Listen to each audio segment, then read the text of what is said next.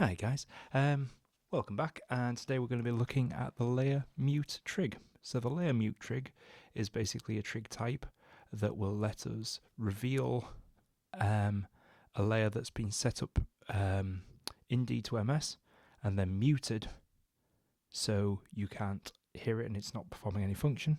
And basically we can set up any input layer to kind of turn that on and off as a way of kind of controlling dynamics and adding interest into our performances.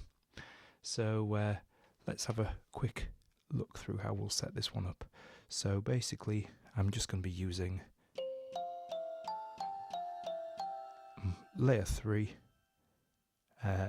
input 3, layers 1 and 2. I'm sending layer 1 to this sequence of notes that I've got on my track lane 3 on page 1.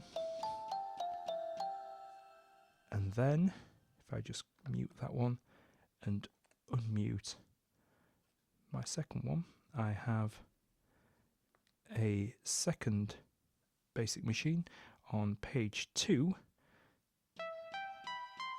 with a completely different sequence of notes.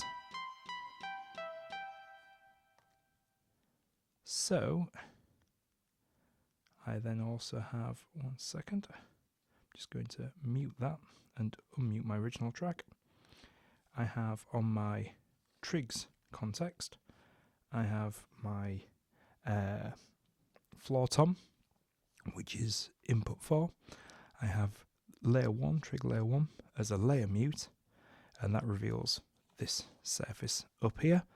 And basically I've picked my layer 3, input 3, layer 2, and I've used that one as my target to mute and unmute. Now, I've got 3 options in the meta of how to handle this.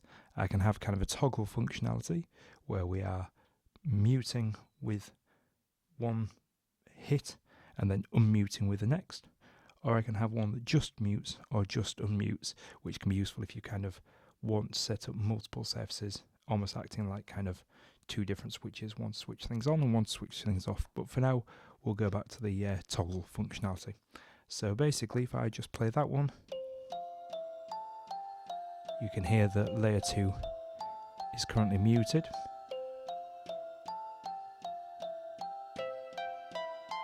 And then unmuted.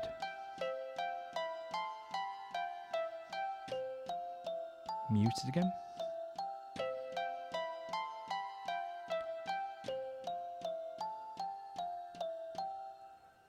And then one thing that's useful to know is that because we're actually muting this at a machine level, we're turning the machine on and off. That means we're also turning on and off sort of the functionality that's responsible for moving through the track lane, through the advancement. So you can see when that's off, it's not moving. So you can see that we've stopped it at a different position. So that will mean the relationship when I turn this back on will be different.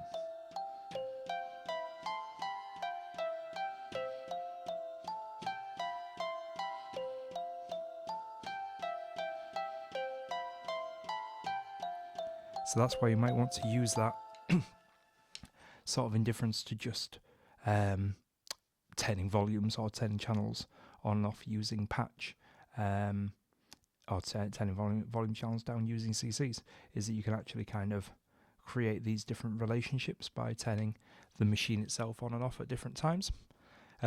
Obviously, that depends on how you've got that set up. If you have it set up to 2 separate track lanes and you have them sort of advancing themselves, you can obviously get around that by, for instance, using leader pointers so they're all kind of moving at the same time. Then it kind of wouldn't matter when you were muting and unmuting them, they'd still be following the actual pointing from elsewhere.